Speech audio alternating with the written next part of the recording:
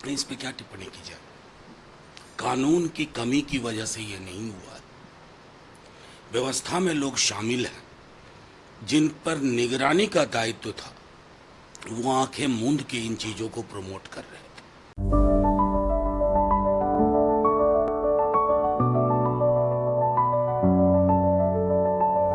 Goal the result. Bihar में लगातार हो रहे पेपर लीक और छात्र आंदोलन को लेकर के खूब भड़के राजद नेता। नमस्कार, न्यूज़ फॉर नेशन देख रहे हैं आप। आपके साथ मैं हूं राजनंदिनी। तो बिहार में बीते कुछ दिनों से छात्र आंदोलन को लेकर के बातें जो है चल रही हैं।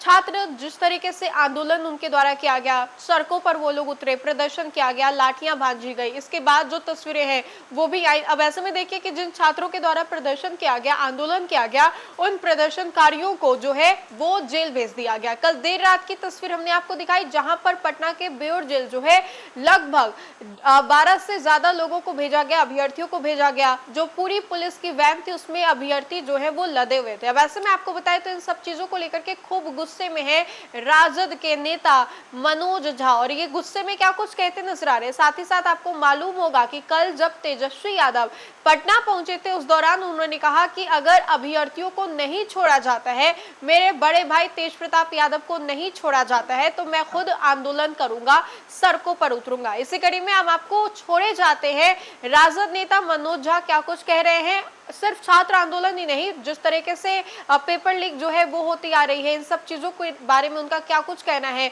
और अन्य मुद्दों के बारे में वो क्या कुछ कह रहे हैं, आप उनके पूरे बयान को खुद ही सुनिए। इस पे क्या टिप्पणी की जाए। कानून की कमी की वजह से ये नहीं हुआ। व्यवस्था में लोग शामिल हैं जिन पर निगरानी का दायित्व था, वो आंखें मूंद के इन चीजों को प्रमोट कर रहे थे।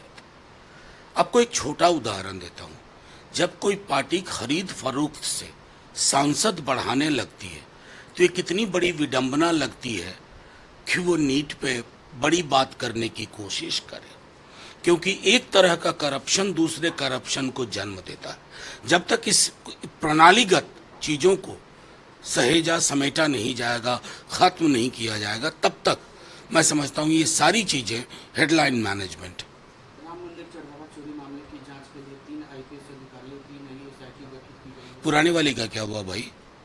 ये मैं बार बार कह रहा हूँ कि ये कोशिश कर रहे हैं कि किसी तरह इस मुद्दे को डाइग्रेस करते रहें, डिफ्लेक्ट करते रहें। ये चढ़ावा चोरी नहीं है, डकैती है।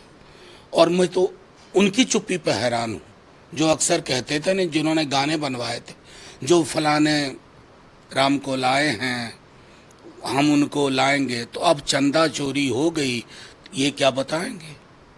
प्रधान गए, बड़ा प्रधान भी आएगा, ऐसा युवाओं का अपना सोच बन गया। सब देखिए, मेरा मानना है कि महत्वपूर्ण ये है कि एक जनरेशन जिसके बारे में ये था कि ये रील में तल्लीन रहती है, उसने रील और रियल का फासला खत्म कर दिया। इसके आगे इस पर कोई किसी प्रकार की टिप्पणी उचित नहीं है।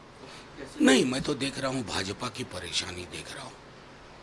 उपचुनाव तो दतिया में भी है, लेकिन बांकीपुर का जिक्र हो रहा है, तो जाहिर है कि पांव के नीचे की जमीन तो खिसक रही है।